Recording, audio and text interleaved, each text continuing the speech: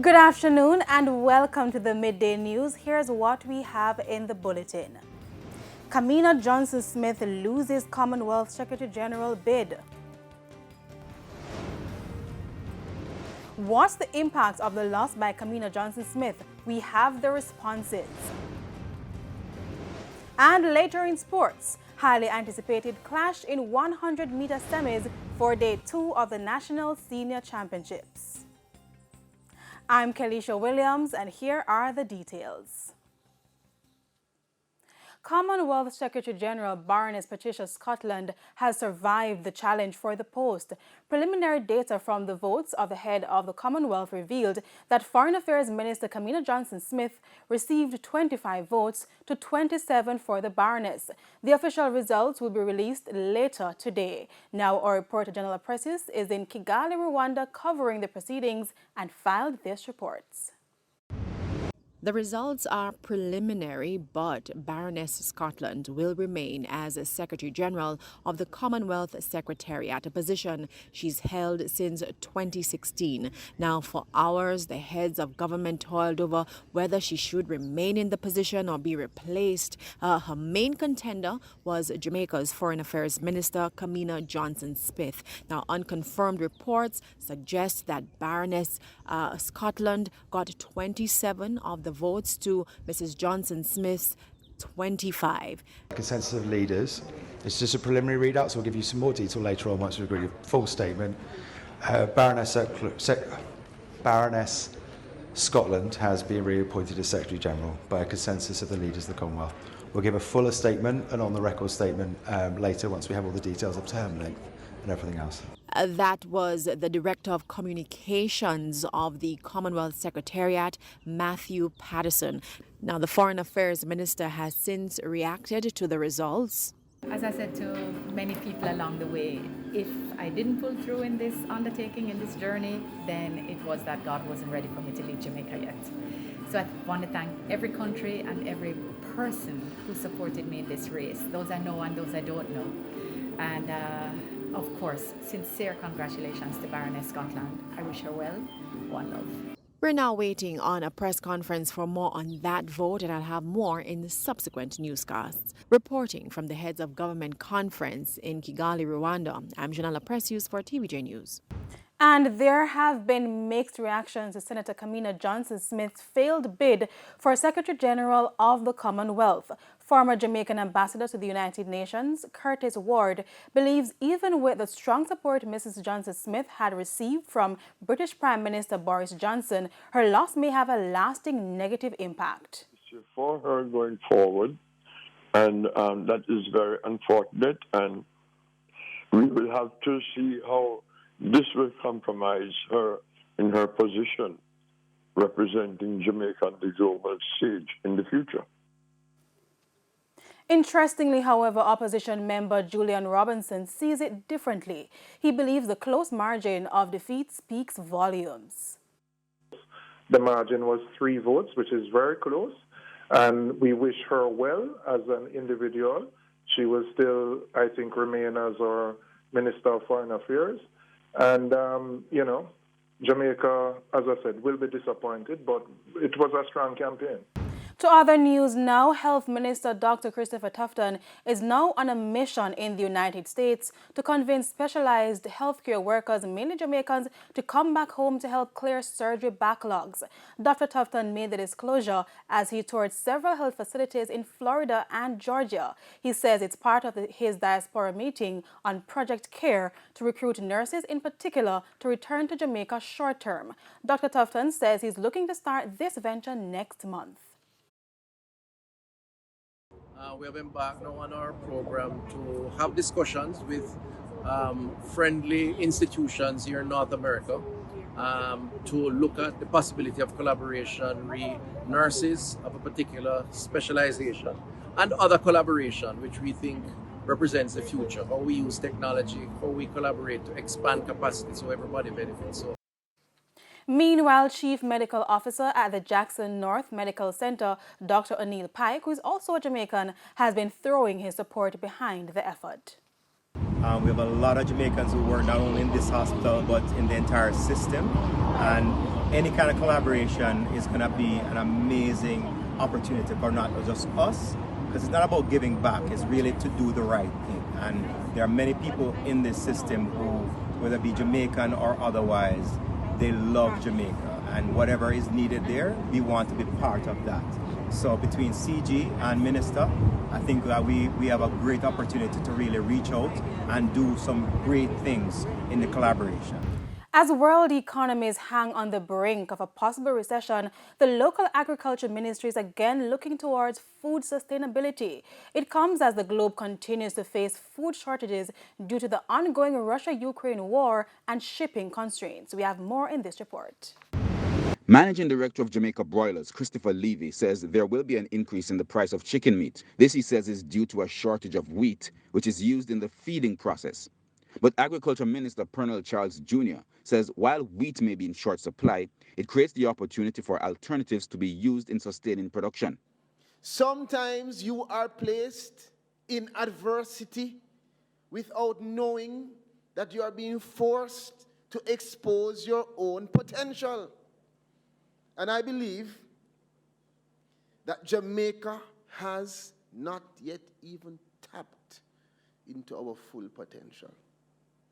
We have done a lot, but there is so much more that we can do and that we will do, and that, guess what, we are being forced to do. He says the current global food crisis was not foreseen, and so he's calling on Jamaicans to change their mindset about agriculture. The grow smart, eat smart is right here, in between our two ears.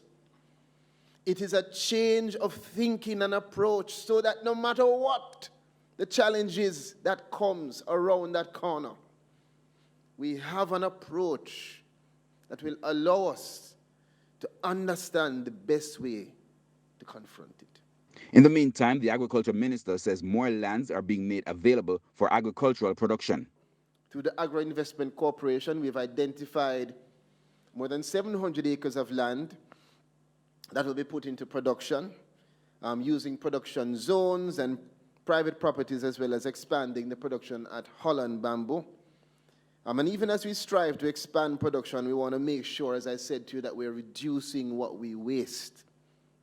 Because getting better output is not all about doing more.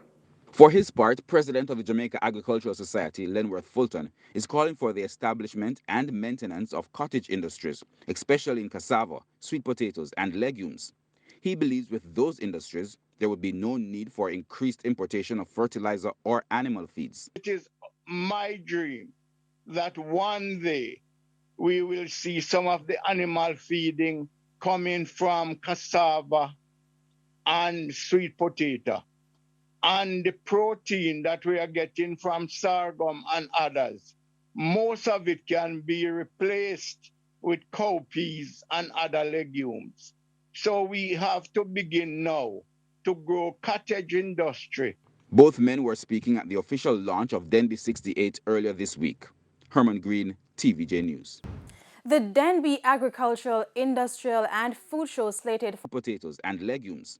He believes with those industries, there would be no need for increased importation of fertilizer or animal feeds. It is my dream that one day we will see some of the animal feeding coming from cassava and sweet potato, and the protein that we are getting from sorghum and others.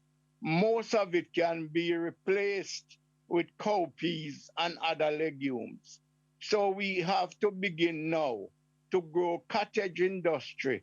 Both men were speaking at the official launch of Denby 68 earlier this week. Herman Green, TVJ News. The Denby Agricultural, Industrial and Food Show slated for the Emancipation Weekend will go on without one of its main activities. President of the Jamaica Agricultural Society, Lenworth Fulton, says there will be no cattle judging at this year's staging of the agricultural show. We will have the small ruminant with goats, sheep and rabbits, and we will have a competition in them. And we'll have all the parish pavilion will be on display and in competition. And at this stage, rather, is fully on board and is working assiduously to make the show one of the best in our history. The show, which is set for July 30 to August 1 at the Denby Showground in Clarendon, returns following the 2-year hiatus caused by the COVID-19 pandemic. We have proven that we can do it this year despite coming off the heels of COVID, because we have implemented 4 parish shows that were well implemented, and we have implemented the Phenomenal Woman in Agriculture. So those 5 events get us back in the groove to put on this big, massive one this time. And we take our first break here on the Midday News, but stay with us. More stories when we return. Welcome back to the Midday News, and thanks for staying with us. Impassioned pleas from residents in Yallahs, St. Thomas for the government to speed up the road work along the main road. Road restoration work has been ongoing for months now to fix the thoroughfare, which has been in a deplorable condition for years. But residents say the slow pace at which the work is being done has only made the road conditions worse. Yes. When you look on the road, how much water being spilled running on the road and mess up the vehicle them. Right? Mess up the vehicle them, and we are the ones who are suffering. The people of this road that's fixing the road to hurry up. It's really in a bad condition. We are suffering with parts. Every day we have to bypass our vehicle. It's really terrible. We need some farmer help. We need some farmer people to come in and talk first, man. It's really bad. And it's been for years like this. How much of this we can take? We need somebody, man, to really step in. However, the National Works Agency says the work is on schedule. Communications manager at the NWA, Stephen Shaw, explained that the surface of the road is being lifted to facilitate the laying of pipes and fiber optic cables. As the electric vehicle EV industry continues to pick up momentum globally, Jamaica is preparing for the new phenomenon. The Hart Trust-operated Jamaican-German automotive school, Yallahs, is now training EV technicians. More in this report. When it comes to cars, the technology that keeps them moving is forever advancing. This is almost as revolutionary as the change 120 years ago from horses to the internal combustion engine, and with similar sort of revolution, similar sort of evolution, and this electric evolution is going to be massive and a massive change for the whole automobile industry. And like any technology on wheels, those vehicles will need highly skilled technicians. We have identified 2 additional Hart institutions, along with our Jamaican-German automotive school, Yallahs, that will be offering training in electric vehicle technology to a total of 200 first responders and 200 auto mechanics across Jamaica. At Yallahs, the students will be trained as auto technicians qualified to work on electric vehicles. In order for persons to work on vehicles like this, they would have to get a certain level of training, because one mistake can take the life of a person who attempts to work on a vehicle like this. Eventually, the automotive industry will be moved towards hybrid vehicle and battery electric vehicle, and people should do their research independently and unbiased accordingly before they get one of these vehicles, and take into consideration service, maintenance and charging.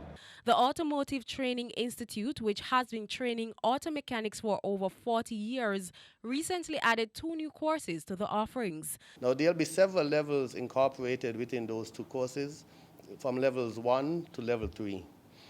So with these skills, our trainers will then train over 400, right, others across the island, and we will work closely with Hart Trust to build capacity, create jobs, and create a robust and vibrant EV industry in Jamaica. In the meantime, Director of Corporate Communication at the Jamaica Public Service JPS, Winsome Callum, believes the initiative will also create jobs for the workforce. At the end of the eDrive project, we will have 400 individuals trained and upskilled as electric vehicle technicians and first responders.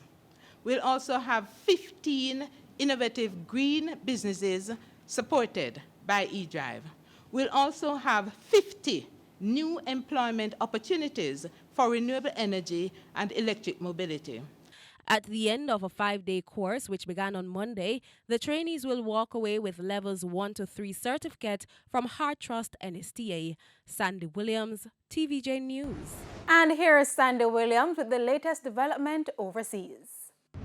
In regional news, at least 13 Maroon villages in Suriname have filed a claim for substantial damages from the Suriname government and the state-owned oil company Staatsolie after flooding in the area recently affected the villages, causing widespread disruption.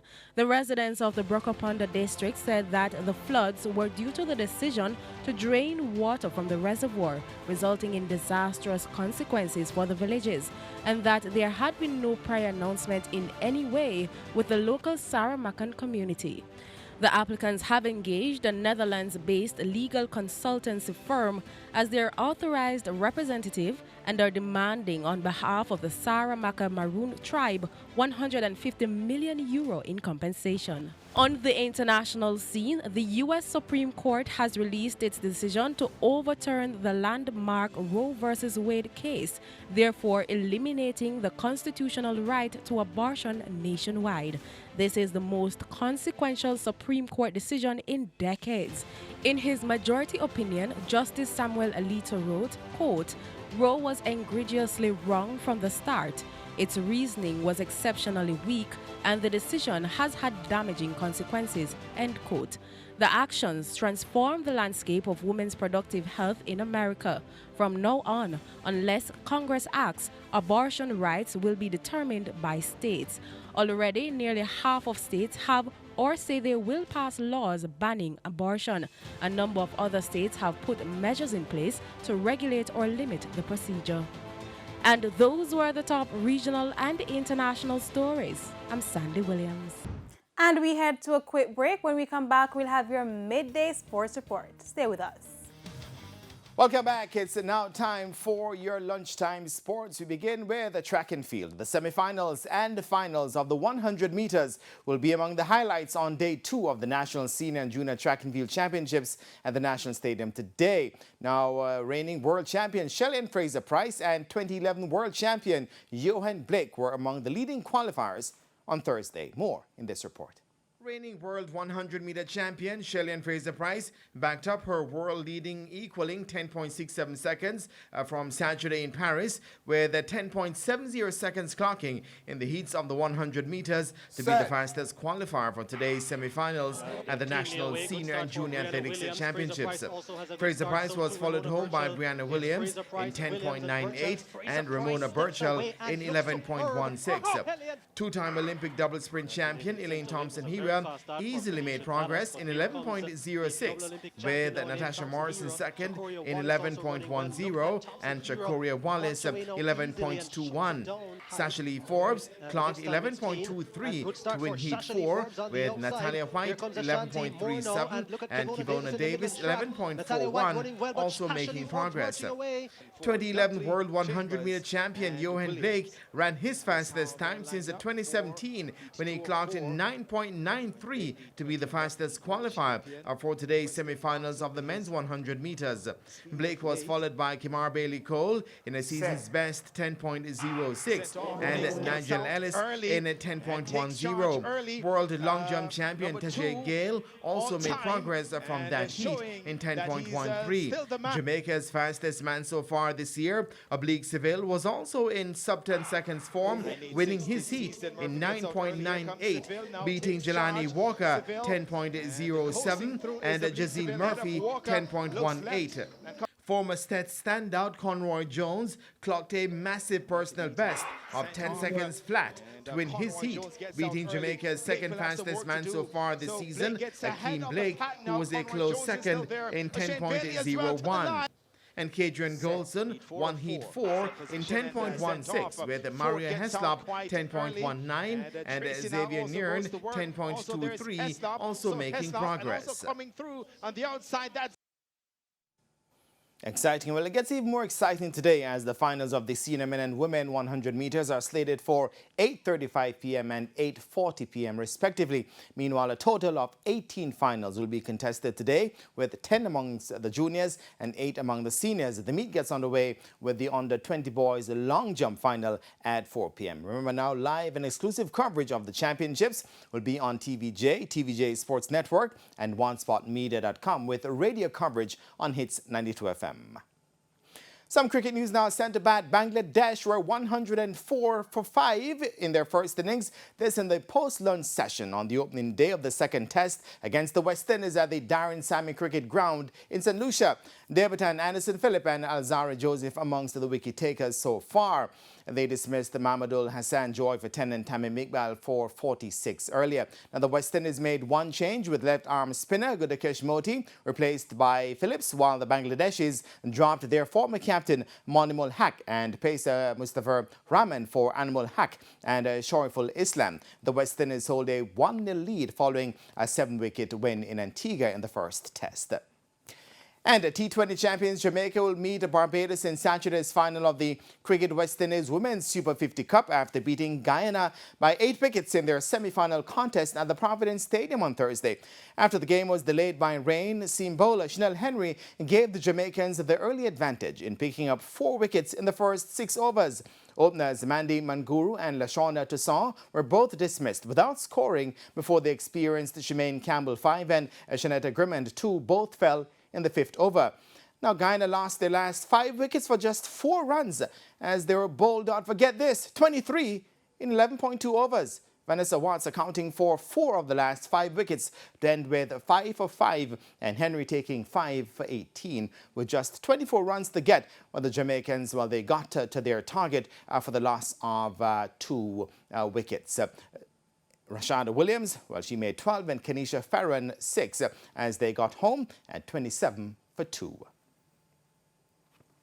And that is thumbs for your lunchtime sports. And I am Jermaine Brown. Thanks for watching. Thanks, Jermaine. And that's the Midday News. I'm Kalisha Williams.